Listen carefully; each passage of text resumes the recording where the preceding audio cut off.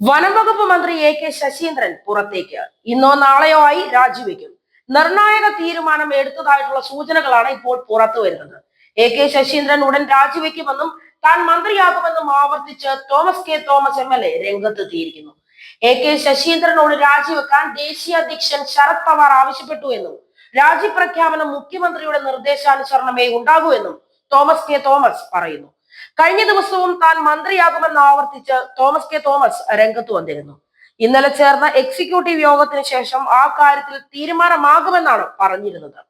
2.5 വർഷം ശശീന്ദ്രനും 2.5 വർഷം തനിക്കും എന്നതായിരുന്നു പവാർജിയുടെ തീരുമാനമെന്നും ആ തീരുമാനം നടപ്പിലാകുമെന്നും തോമസ് പറഞ്ഞിരുന്നു. തുടർന്നാണ് ശരത് പവാർ ഈ തീരുമാനം അംഗീകരിച്ചതെന്നും പറഞ്ഞ് കെ ശശീന്ദ്രനോട് രാജിവെക്കാൻ ആവശ്യപ്പെട്ടോ എന്നും വെളിപ്പെടുത്തി തോമസ് രംഗത്ത് വന്നിരുന്നത്. പവാർ വഴങ്ങിയത് PC ചാക്കോയുടെ സമ്മർദ്ദത്തിലാണ്. കെ ശശീന്ദ്രൻ ഇന്ന് മുഖ്യമന്ത്രിയെ കാണും.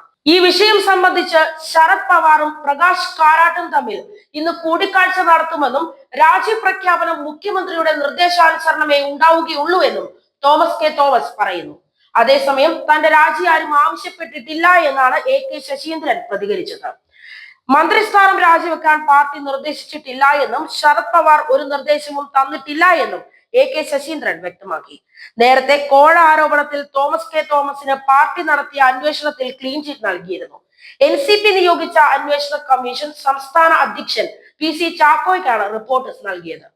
RSP ലെനിനിസ്റ്റ് പാർട്ടി നേതാവ് കോവൂർ കുഞ്ഞുമോൻ MLA, ജനാധിപത്യ കേരള കോൺഗ്രസ് MLA ആന്റണി രാജു എന്നിവർക്ക് തോമസ് 100 കോടി രൂപ കോഴ വാഗ്ദാനം ചെയ്തു എന്നതായിരുന്നു ആരോപണം.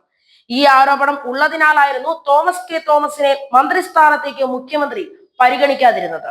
തോമസിനെ മന്ത്രിയാക്കിയില്ലെങ്കിൽ പാർട്ടിക്ക് മന്ത്രി വേണ്ട എന്ന് NCP നേതൃത്വം വ്യക്തമാക്കിയിരുന്നു.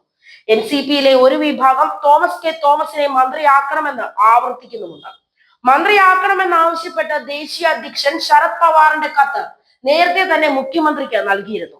എന്നാൽ കാത്തിരിക്കൂ എന്നതായിരുന്നു മുഖ്യമന്ത്രി അതിന് നൽകിയ മറുപടി. അതേസമയം മന്ത്രിസ്ഥാനം സംബന്ധിച്ച് വൈകാരികമായി നേരത്തെയും തോമസ് പ്രതികരിച്ചിട്ടുണ്ട്. മന്ത്രിയാവാൻ ജീവിതകാലം മുഴുവൻ കാത്തിരിക്കാൻ കഴിയില്ല എന്നായിരുന്നു തോമസിന്റെ പ്രതികരണം. മന്ത്രിസ്ഥാനത്തിനുള്ള തന്റെ അയോഗ്യത എന്താണ് എന്ന് മുഖ്യമന്ത്രി വ്യക്തമാക്കണമെന്നും അദ്ദേഹം പറഞ്ഞിരുന്നു. മന്ത്രിയാവുകയോ ആകാതെയോ ഇരിക്കാം, എന്നാൽ ഒരാളെ ഇങ്ങനെ അപമാനിക്കാൻ പാടുണ്ടോ?